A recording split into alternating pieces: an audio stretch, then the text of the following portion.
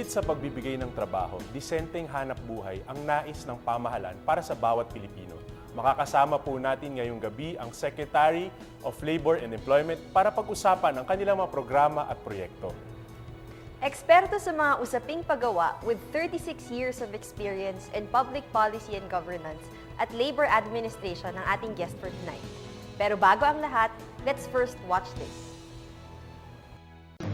Isang miyembro ng gabinete na may malawak na kaalaman at karanasan sa mga pangangailangan ng manggagawang Pilipino. Nanilbihan ng 36 na taon sa pamahalaan kung saan kanyang ginampanan ang tungkulin bilang Mediator Arbiter ng Bureau of Labor Relations, Administrator ng National Conciliation and Mediation Board, at ng Philippine Overseas Employment Administration, at nagsilbing Undersecretary ng Department of Labor and Employment. Sa ilalim ng kanyang pamumuno, kanyang isinulong ang mga mahahalagang polisiya at inisyatibo para paigtingin ang karapatan ng manggagawang Pilipino, lalo na ang seguridad ng mga overseas Filipino workers. Dahil dito, ginawaran siya ng National Awards for Service Excellence. Isang miyembro ng Integrated Bar of the Philippines, Commissioned Officer for the Reserve Force ng Philippine Army with the rank of Lieutenant Colonel, isang kilalang Christian leader sa gobyerno at ngayon, ang kasalukuyang kalihim ng Department of Labor and Employment, si Secretary Rosalinda de Mapilis Baldos. And joining us tonight, we have the Secretary of Labor and Employment. Walang iba kundi si Secretary Rosalinda Baldos. Ma'am, good evening po. Good evening, Jeyo. Good evening, ma'am. din, Aika. Ma'am, alam natin na isa sa mga pangunahing layunin ng Aquino administration is yung job creation or job generation.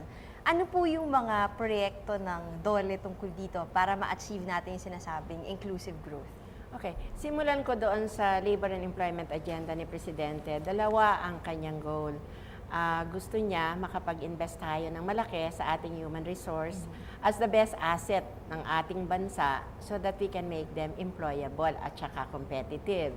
And then the other one is patuloy nating i-promote yung sound industrial peace based on social justice. So doon sa unang malaking goal niya, ang pumapasok na mga programa sa amin ay yung doon sa employment facilitation assistance. So meron tayong instruction kay Presidente last year SONA na magsama-sama kami through a convergence program ng DepEd, ng TESDA, ng CHED at saka ng DOLE para ma-address yung jobs and skills mismatch. Kasi marami tayong trabaho pero madalas yung nag-a-apply, it's either kulang doon sa qualification o kung may qualification, meron siyang mismatch. So, ina-address natin yun through the convergence program at alam natin ang isang napakagandang reforma under the administration ay na-institutionalize na yung K-12. That would address yung lacking natin sa ating curriculum na madalas ginagamit ng ibang bansa para magkaroon ng mga limitation ang ating pag-employ ng ating mga tao. It's either sa profession hindi nire-recognize ang ating licenses, di ba? So, na-address na yun. And then, very active labor market information system kung saan ginagamit natin yung electronic field job net. Na nandun lahat ang vacancies na naglalag ang mga employers, nakakapag-lag din ng application, job application yung ating mga applicants. At any given time, mga 130 to 140,000 ang job vacancies dito. And then, very active tayo sa jobs fair, the ever famous jobs fair. So last year, naka 1,500 jobs fair kami. May school-based na jobs fair, merong LGU na jobs fair, merong employer jobs fair, at yung the usual kami talaga nag-i-initiate, especially highlighted pag Labor Day at saka Independence Day. So dyan pataas ng pataas yung hired on the spot at saka yung year hires. Sinabi natin year hires kasi nag-a-apply sila sa jobs fair, kulang ang kanilang mga requirements, minsan documentary o kaya brief training or bridging course na makukuha sa TESDA.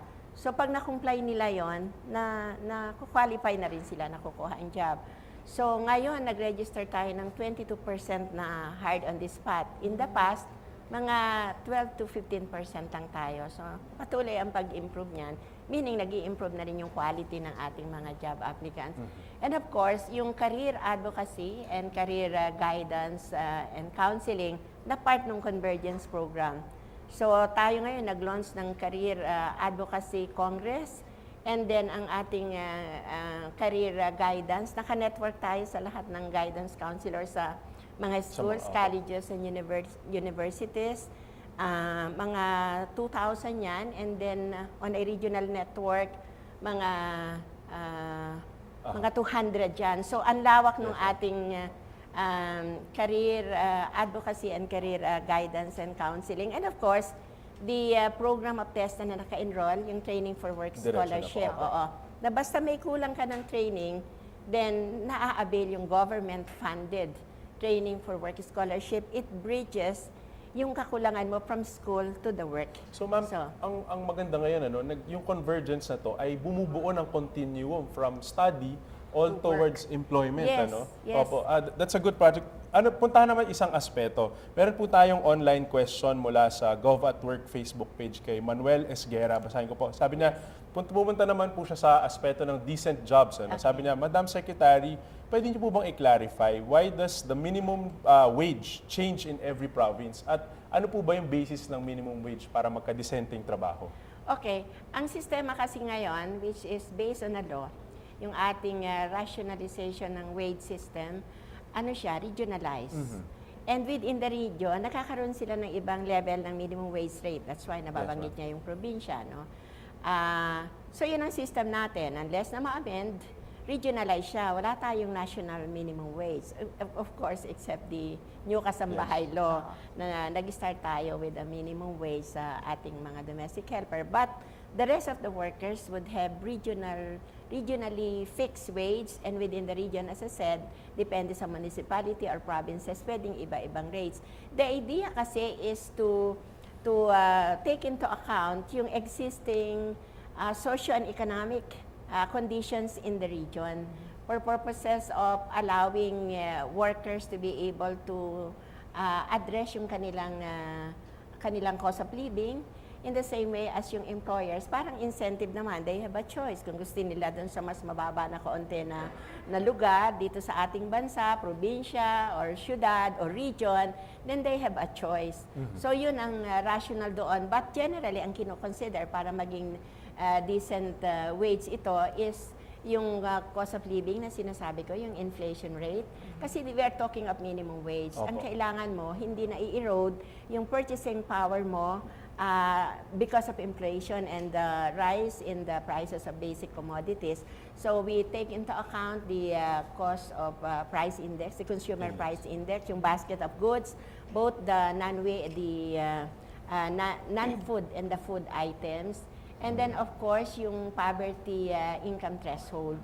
Ang ating minimum wage is been set a little over the poverty income threshold of a family of 5. And it should not in any way exceed the prevailing wage in the region. Otherwise, we defeat the purpose of voluntary negotiation over and above the minimum wage, including collective bargaining by the unions. So, yun. Okay. Isipin mo, Aika, na halos nalatag na lahat ni Secretary Baldos. Patikim pa lang po yan. Sa ating pagbabalik, you'll have more of Rosalinda Baldos, our Secretary for Labor and Employment.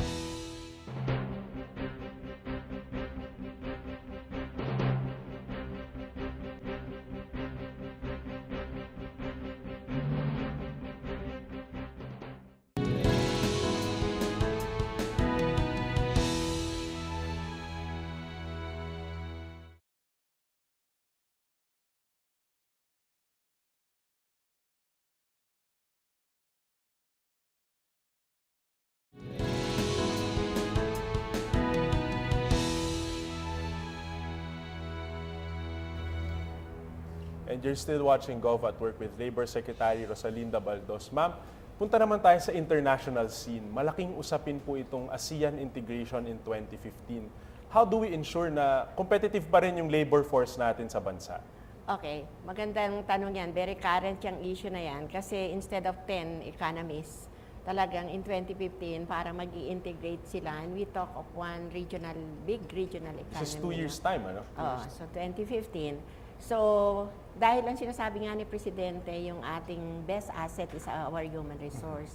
So whether here in the Philippines or within the ASEAN, will we be able to compete in terms of the skills, the education, the training, and even the attitude of our people, such that yung labor mobility and flexibility will not hinder yung ating competitiveness. So tayo, nagre-ready na tayo. If we're talking of a national qualifications framework for the Philippines, we are also involved in framing an ASEAN qualifications framework for many of our professions, and even yung skills natin na kailangan i-certify kung dito nationally TESDA, makakaroon ng regional certification system. So ngayon, we are part of the technical working group. As a matter of fact, the Philippines is chairing it for the qualifications framework that could lead to a number of mutual recognition agreements. So parang if they compare our curriculum with their curriculum, with any of the ASEAN nation, at comparable siya, then we can easily enter into mutual recognition agreements of our certificates, of our licenses. And therefore, yung movement ng ating people, hindi siya magiging barrier to competition. So ma'am, that's 2 years from now. 2 years Siguro, from now. Gio, mag-backtrack muna ako ngayon. Sabi kasi ma'am sa philjobs.net, meron daw parang 130,000 job openings. So siguro po para sa mga nagtatanong, paano kaya malalaman ng mga kababayan natin kung ano yung mga opening na to and anong field and kung saan sila? Like saan po sila pwede tumingin? Okay. So ang ating PhilJobNet, it's the only government portals, libre yan, na na-access ng employers at saka ng mga workers na nag-a-apply ng trabaho. Naka-LGU base siya sa Public Employment Service Offices, which is very accessible sa ating mga kababayan kasi it's either nasa municipality or the city or even sa provincial level, at meron din kami sa regional offices namin. Plus, yun nga, nakalink kami sa schools, sa colleges and universities. Kasi yung, meron kaming school-based pesos na recognized. So, merong LGU, school-based, and then sa mga malls, at saka internet-based siya kasi. So, very accessible yan. So, tayo naman talagang karamihan na internet savvy na tayo. So, hindi na problema yun. Lalo na kung graduate ka na ng high school or ng college. So, very accessible na siya. Ang laman niyan would be the vacancies that are being logged by the employers, including the qualifications. And then, you as job seeker would be able to log, and then the electronic facility can match you with a minimum of 5 employers. And then, from there, nakaka-download ka ng mga applications mo. And then you can go already to the employers for the next step. Bilis na. No, ay, so sa lahat ng nanonood sa atin online, punta lang sila sa philjobs.net, no, ma'am? Para... And it contains both the local job vacancies and the overseas job vacancies. Okay, Pati okay. overseas. Okay. So para anyone with a Facebook account siguro, Makakadiretso na sila sa kayang philjobs. makapag-apply. Hindi na sila kailangan pumunta sa job fairs. Okay. Opo, ito naman, ma'am, may papakita po ako sa inyong mga larawan. Could you describe this for us? If you turn over sa screen po. Yan. So, yan ang 2013 Dole Job Fair. Yan, yun ang ating job fairs natin yan. And as I said, mga 22,000 ang hired on this spot yan. So, ibig sabihin, automatic na nag-match yung qualification dun sa mga vacancies. By the way, there are employers there who are able to interview na. Meron dyan na one-stop processing center, kukuha ka na lahat ng government documents kailangan mo sa employment, SSS, PhilHealth, yung pa-abroad, may passport, NBA clearance, so andyan na lahat. Oo, Okay. kasama na Kailan yan. po yung susunod nito, ma'am? Every year ba siya Every nangyayari? year, this is the During major, Labor Day. and this June 12. Meron din But po. every day, as I said, 1,500 tayo last Dami. year in 1 year. Iba't ibang lugar. Laging naka-release yan sa internet namin, sa aming website, saan, kailan ang mga jobs fair na Okay. yan. abangan. Itong next picture natin, Ito, I think this is also the special offering of OWA when they also conduct their own reintegration program for OWA members. And they are also part of the, what do you call this? The composite services during jobs fair, especially the major ones, which is on Labor Day. So meron silang special packages where they will give orientation on gustong mong mag-access ng reintegration program. And then ano yung mga services ng OWA, including diyan yung mga livelihood at saka scholarship for the children of OFWs. And then, as I said, yung reintegration plus yung package of benefits pagka sila ay member ng OWA, nagkaroon ng aksidente o nagkaroon ng kapinsalaan, then lahat yan ginagawa nilang opportunity to update the OWA members of all the package of services by So the alam din overseas po work. natin pala na pagbalik ng mga OFWs natin, kasama OFWs, meron silang naghihintay ng mga Reintegration. trabaho for Okay. integration. Yes, 2 billion peso reintegration program ang ipinaset aside ni Presidente at the start of his administration, na pinagaan niya yung terms of access, like hindi na siya collateralized, napakababang interest, and then minimum of 5 years to another grace period of 2 years ang pagbabayad. So very liberalized yung terms ng loan. And from 300,000 to 2 million ang pwede mong i-access dyan. So ngayon, meron kaming agreement with the Department of Agriculture, KISEC-PROS, for the agribusiness. Kasi talagang yan yung isa sa sector na pinopromote natin. At karamihan ng mga ating kababayan ay sa mga rural areas na meron talaga silang lupa na. And all the services of DA, including access to credit, all the training, and I think even mga free seeds, pag nag-a-avail ka, will all be open to OFWs.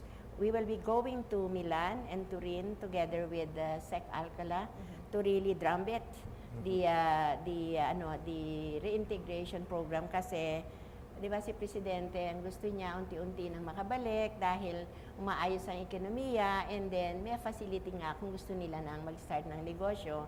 And on the return migration, ako hindi ko inisip na sa time na ito, makikita ko nag-i-start yung return migration kasi lahat palabas, which is what is happening sa Soler, doon sa Entertainment City, 400 OFWs natin sa Macau return home to be employed in Soler because they offer even better packages of wages and compensation. More competitive, Oo, dahil inaayos mo na yung ekonomiya mo, nakafocus ka sa development effort, at unti-unti yung issue sa atin na we are so overly dependent on remittances, kaya tayo hindi umuunlad, yan yung gustong ayusin ni Presidente na sa kanyang administration, ang priority niya yung pag-develop ng ating local economy so that working abroad is really a genuine choice, not a matter of necessity.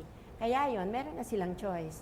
Bino-offeran sila dito ng malaki, dito sila sa atin, walang social cost. Gusto pa ba nilang magtrabaho doon? Okay. So nagsisimula na tayong makita yon. Okay. And our third picture, the screen. Batas kasambahay, Batas ma'am. kasambahay. Isa ito sa milestone na legislation na pinirmahan ng ating Presidente na nagbibigay ng isang kabuang package of labor rights sa ating mga kasambahay. Ang dating nasa batas lang yung kanilang sweldo na 800 pesos. May batas din noon. But dito pinalawak. Una, nagkaroon ng International Labor Convention 189 sa ILO kung saan tayo ang nag-lead for 2 years. And then na-adapt yan ng lahat ng member countries unanimously.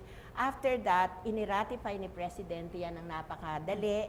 And then halos sabay ng ratification yung ating paglalabi sa bill para magkaroon ng national law because that is one of the compliance. Pag nag-ratify ka, your law and your practice must be compliant with what the convention is all about. So halos in 2 years time na nagawa natin lahat yon. And now, June 4, effective na yung yung law kasi meron na ring implementing rules. It's a convergence program and services to be provided by the DOL, the DSWD, the DILG, the SSS, the Pag-ibig, the PhilHealth. Ngayon sila lahat na compulsory membership na. So yung social protection to them, dahil sila'y kababaihan, nagtatrabaho sa loob ng bahay, at sabi nga nila, lesson protection, then hindi na yun magiging problema.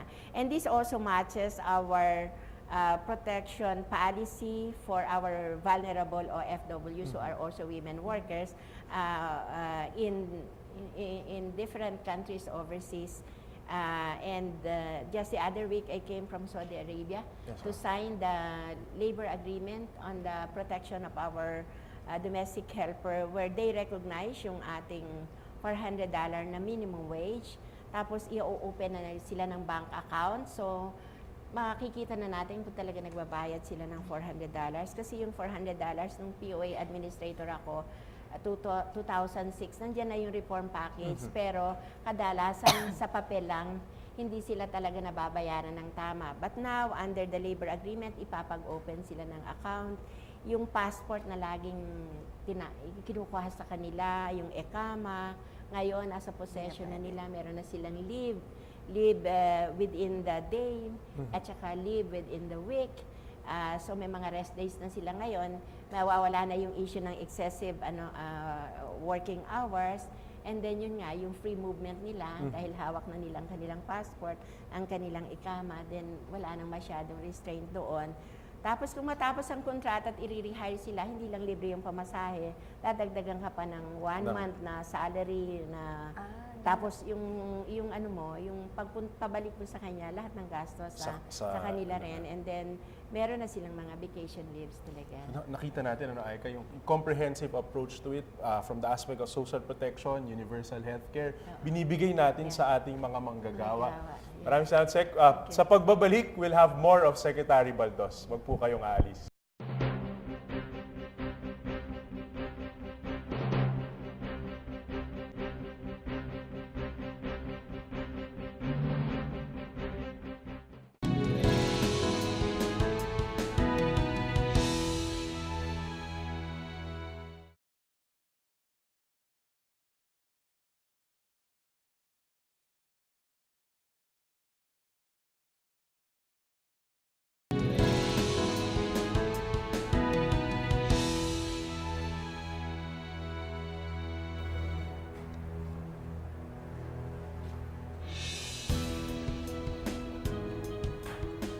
At nagbabalik po tayo sa Gov at Work. Sec, sa bahaging to may makakasama po tayo mula sa media, mula po sa TV5, si Sir Dean Do Flora. Sir, your questions for Secretary Baldos. Secretary Baldos, gusto ko lang malaman, 2012, umakyat yung unemployment rate sa 29.4%. Then by the first quarter ng 2013, according to Ibon and SWS survey, umakyat siya sa 25.4%, approximately 11.1 million ang unemployment rate of unemployed na Pilipino. Bakit po kaya? Teka muna ha. Ang ginagamit namin, yung NSO Labor Force Survey, 7% ang 7%. unemployment roon. No? And that will be around 2.9 million unemployed. Mga 50% doon are youth unemployed. So malaking problema natin yung youth unemployment. Yung sa SWS at saka sa Ibon, magkakaiba kasi yung survey methodology. So it's not really good to compare. It's not really apple-to-apple comparison. Alright. But officially, and even our international development partners, ang ginagamit nila yung ating official labor force survey, which is 2012 kasi hindi pa naman lumalabas yung first quarter ngayong 2013. Okay. So that will still be 93% employment rate and 7% unemployment and 20% underemployment. Kaya although yung sinabi mong 10 million, i-combine yon ng unemployed at saka underemployed. Parang pareho lang 10 million ang mga estimate noon. Okay. Ano pong factors na to? Bakit umaabot sa ganung kadami? Okay, kanina napag-usapan na rin yung dahil inaayos pa yung ating education and training curriculum, maraming graduates na pag nakagraduate, kahit maraming jobs, hindi ka agad mag-match. And many of them would not submit themselves even to bridging courses para maging job ready sila at makuha nila yung job vacancies. Marami rin ang nakakatapos na they really lack the competencies. Maybe nga kasi yung ating quality ng instructor, yung ating facilities sa school, yung ating curriculum itself, may problema talaga tayo. Hindi siya industry-led Hindi siya industry-driven. Ngayon pa lang natin ginagawa yan under the National Qualifications Framework na pagre-review ng ating curriculum at saka ng ating training. So, ang iba naman, talagang ayaw nilang maghanap ng job. Kumisan nga, iniisip ko, ano kaya ito? Ano kaya ito ng mga OFWs? Kasi lumalabas sa survey yon ng Bureau of Labor and Employment Statistics, iba't ibang reason. At meron dong lumalabas na ang tawag ay hardcore, na hindi talaga hardcore unemployed, dahil hindi naman talaga sila naghahanap ng job. Sasabi ko siguro, part ito ng pamilya ng OFW na whether they work or not, or have jobs or not, dumarating talaga on a monthly basis ang kanilang ang kanilang pangangailangan sa kanilang daily needs. So yan yung, kumbaga iyan yung mga reasons behind bakit marami pa tayong unemployed. Plus, yun nga, ang karamihan naman ay sa agriculture, for example, ayaw nila ng dirty, difficult, dangerous jobs, di ba? And then, of course, the rest would be sa industry na kailangan mo na, skill na doon. Since galing sila sa graduates pa lang sila, wala pa silang experience. Kaya lagi yung sinasabi ko, pagka kay first-timer, hindi kayo naghahanap ng trabaho for the sake of getting high-paying jobs, but for the sake of getting job and getting experience so that later on you can negotiate for better and high-paying jobs. So, lagi kong yun ang ina-advise sa kanila kasi kung ikaw ang employer, napakaraming naka-queue na job applicants, why will you get a first-timer kung meron namang available na may experience na? So, yun ang lalong nakakaroon tayo ng problema doon sa unemployed youth, which is, I said, 50% of the unemployed. Okay. Ma'am, last question. May pag-aaral ho ba ang DOLE pagdating sa yung output ng mga job fairs po ninyo? Kumpara po sa ibinibigay, kasi alam po natin, mabilisan yan kumpara po, ilan ho ba ang naibibigay na permanent pang matagalang trabaho sa mga contractual jobs? Kasi ang problema po ata dito, after 6 months usually, wala na naman trabaho yung binigyan ng trabaho ng gobyerno nakita niyo ho ba yung parang senaryo sa mga empleyado o sa mga manggagawa na nabibigyan ng trabaho sa mga job fairs? Okay. Ang meron lang kaming statistics would be how many would be hired on the spot, no? So, increasing ang rate from 13 to 15% in the past, itong last jobs fair ng Labor Day, which is the major jobs fair natin, we registered 22% hired on the spot, plus another 22% for the near hires, meaning further interview, additional documentary requirements, o kaya short training courses. But if you are able to comply those, then in ka pa rin.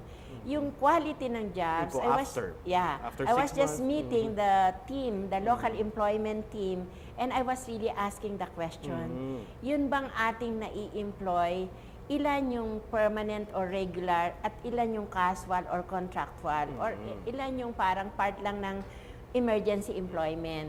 Medyo wala pa kami nung ganong yun qualitative worry ng analysis. Iba, parang mabibigyan ng trabaho for 6 months, then after, mapupunta naman sila dun sa statistics ng mga walang trabaho. Now, ang chances is if you are able to get a job, then your experience will already give you an advantage. Kesa yung hindi ka magtatrabaho. Kasi ang kailangan mo talaga experience, especially kung first-timer ka. At ngayon, talagang ang issue na ngayon sa labor market, actually is that security of tenure. It's really employment or job security, meaning you have acquired some skills that would enable you to hop from one job to another, such that at any time, lagi kang may trabaho. Yung ganun. Kaya ako, I started as contractual employee sa doon. So, dapat use the opportunity, especially first-timer ka Anong klaseng job yun? Of course, you want something related to your academic preparation mo. But the worst is that I want to get the experience. I want to experience how to relate to my boss and how to relate to my co-employer, because as an employer, ang laging sinasabi ngayon, it's not difficult for us to get unskilled because we can teach them the skills. But the soft skills which pertain to your interpersonal values mo, character mo, yun ang mahirap hanapin. And you get tested when you place yourself in an actual workplace. You can only do that kung yung first time na in-offer mo job sa'yo, you grab it so that you can gain the experience. Okay, so maraming salamat po, Sir Dindo.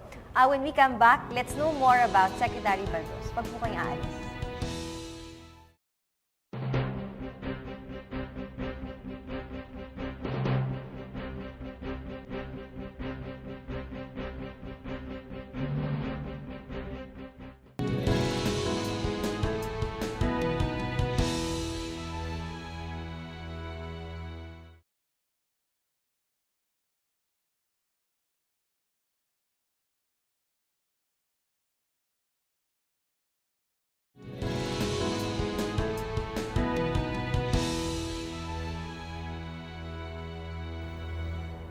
At nagbabalik po tayo sa Gov Work. Sa bahaging ito, magkakaroon ng ating mga mamamayan na direktang makapanayam sa Secretary Baldos.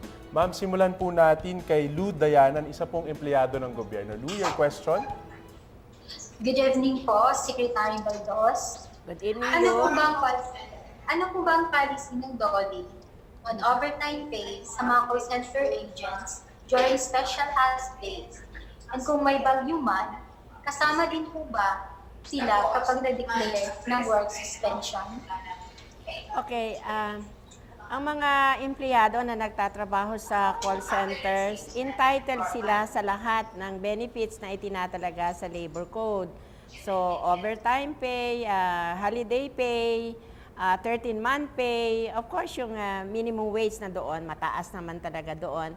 Dapat member sila ng SSS, Pag-ibig, PhilHealth. So, regardless of kung saang industry ka, dapat compliant ang employer mo diyan sa mga minimum labor standards saka social security benefits. Maraming salamat, Lou. Puntahan naman natin si Raji Tanyada from Manila. Raji, your question for Secretary. Good evening, Secretary. Ako po ay isang contractual employee. So, hindi naman po ako nakakatanggap ng mga benepisyo na natatanggap ng isang regular employee. Ano po ba ang plano ng DOL para po sa mga contractual employees na tulad ko? At ano po ba ang mga plano ninyo na mga isasagawang batas para po na magkaroon din po kami ng mga benepisyo? Raji, katulad ng unang sagot ko, not because you are a contractual employees, exempted yung employer mo sa pagbabayad ng mga minimum wage at saka social security and other benefits na itinatalaga ng labor code sa lahat ng empleyado.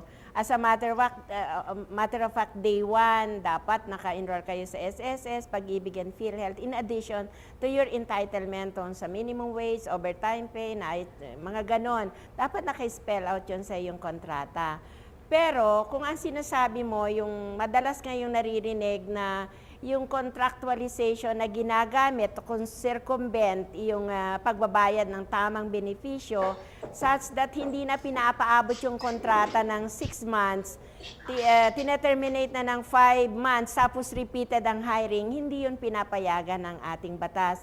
As a matter of fact, binigyan ng DOLE ni Presidente ng 372 new labor compliance officer para masigurado na yung mga contracting arrangement or subcontracting arrangement ay hindi nagagamit para paikutan o iwasan yung pagbabayad ng binabanggit nating minimum labor standards and social security benefits. Kaya kung meron ka nagiging problema doon, dumulog ka lang sa aming opisina sa nearest regional office para matulungan ka. Maraming salamat, Raji. Malaking issue nga yung endo sa kabataan, ang contractualized work. Puntahan naman natin si Wenifer mula sa Pasay City. Wenifer Harabe, your question for Secretary Baldos. Good evening po, Secretary. Magandang Nag-apply po ako papuntang Kuwait. Nakapag-seminar na po ako ng TESDA at PIDOS. Hinintay ko na lang po yung OWA. Ito na po ba yung limb stage at gano'n po katagal ang proseso bago po ako makaalis? Salamat po. Okay. Ang dalawang dokumentong kinukuha sa OWA ay pag pinroseso ang iyong kontrata at kailangan ka na maging member ng OWA. Yung PIDOS, lalo na kung household service worker, hindi ko alam kung ano ina-applyan mong trabaho, OWA din ang nag-i-issue noon, including yung culture and language proficiency certificate. So, mabilis lang yon. Pagkatapos ng iyong training, ay napo-process ka agad yung, ng OWA, yung iyong Certificate of Pre-Departure Orientation Seminar. Mandatory yon plus yung culture and language mo. At kung membership naman, napaprocess ka agad yon. Pag nabayaran mo, parang naka-integrate yan sa POA system. But I think yung pagbibigay ng actual OWA membership certificate comes later. Okay? Okay? Maraming salamat. Sa pagbabalik po natin sa Gov at Work, ang mas personal na buhay naman ni Secretary Baldos.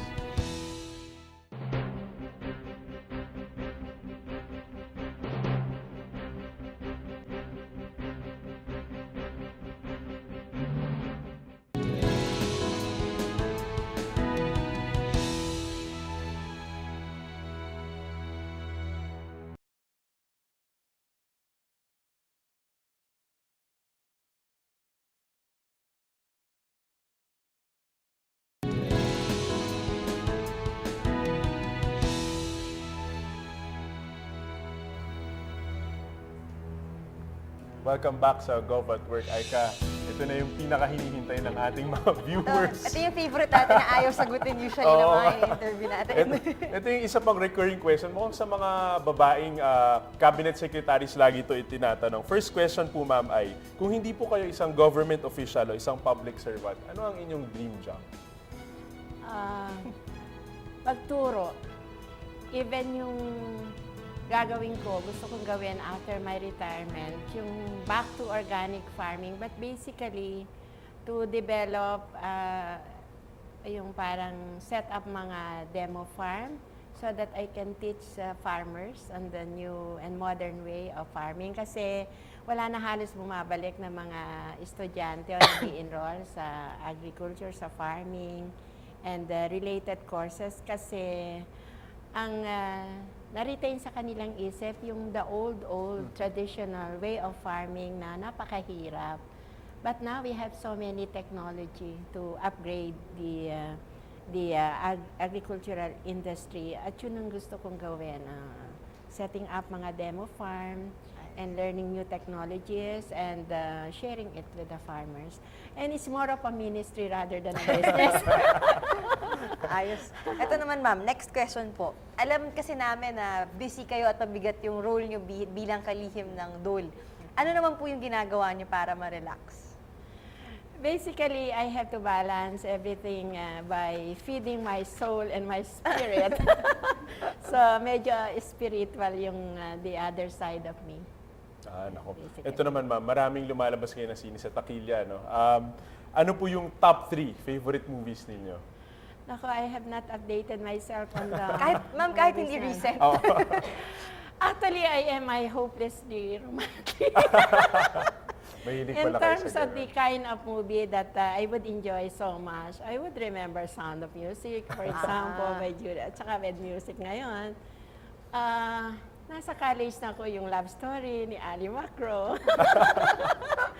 And locally, I would always remember Wanted Perfect Mother by Busan Sanrova. I don't know kung napanood nyo na yun. So, very family-oriented ang pangkaraniwan. And then, more on good vibes na good relationship. Good vibes lang. Ma'am, ito naman po, if you were to take on a hobby or baka may extreme sport kayo na gusto subukan, ano naman po yun? Extreme sports? Skydiving. No. I would love to watch, I still would like to watch basketball, but I learned to love watching also the football because of the, I think this is the movie on, what's the title of that movie? Blindside? Yeah, sorry. Okay, ma'am. So, but personally, just plain simple exercise and calisthenics. Skipping rope, I like to do. Relax naman, relax. Simple lang, keep it simple. Ano? Simple Ito lang, ma'am, what makes a Secretary Baldos laugh? Any kind of jokes, but definitely not dirty jokes. Madali akong patawarin. Okay. So, I guess, Gio, ito na yung ano natin. I-wrap up na natin yung interview natin with ma'am. Ma'am, maraming salamat sa pagpayag niyo na may interview namin kayo, and we wish you all the best. Sana tuloy-tuloy po yung success ng DOL. Ma'am, your final words po sa ating mga viewers. Well, maraming salamat of course sa PTB4, sa inyong dalawa, Gio and Aika, sa lahat ng crew, sa lahat ng staff. And ang challenges for the remaining 3 years would be inclusive growth. I would like to believe that the growth that has been sustained over the last 3 years would be sustainable already. Several reforms have been institutionalized already, and I think the challenge is how to trickle down the effects of growth to the poorest of the poor. Ito yung nasa mga liblib na pook sa malalayong bayan na hardly nare-reach talaga even the basic social services of government. Kaya ngayon, ang talagang the guys that are on the chopping board are the people in the human resource development and poverty reduction, and of course the social development cluster, which jointly meets as a group under Sec Dinky and Sec RC Balisacan, to which DOL is very much a part of it. So, kami sa DOL would always do something for as long as everything has been processed through tripartite consultation, and we try to attain consensus so that any decision that we reach would be very easy to implement. So, mahilig kami sa social dialogue. Tripartism is also already institutionalized and further strengthened by the law recently passed by the President this January. Of course, yung issue ng tripartism nagsimula sa kanyang ina, but this time it was further strengthened. And we are very much a strict adherent to that process. Kasi, unlike DTI, basically sila, employer kami, employer and workers, basically opposite, yung parang conflictual, seemingly conflictual ang interest nila. So the idea is to strike a process where we could reduce consensus. Maraming salamat, Sec. Alam mo, Aika, si Sec Baldos talaga yung isa sa mga tinitignan ng mga tao inside government kasi siya yung tao who rose from the ranks, di ba? Ma'am, maraming salamat po. Thank you for your time and explaining what ginagawa po ng DOLE. Maraming salamat. Thank you. Thank you. Okay, ma'am. Thank you po. God bless. Okay. Okay na. Once again, thank you Secretary Rosalinda Baldos at maraming salamat sa inyong panonood. This has been another episode of Gov Work, ang taus-pusong paglapit sa inyo ng pamahalaang Aquino sa pamamagitan ng telebisyon at social media. Abangan kung sino ang susunod na cabinet member na makakasama natin para talakayin ang kanilang department projects na pinakikinabangan ng bawat Pilipino. Muli, ako po si Gio Pinson. Ako naman si Aika Robredo At ito ang Gov Work.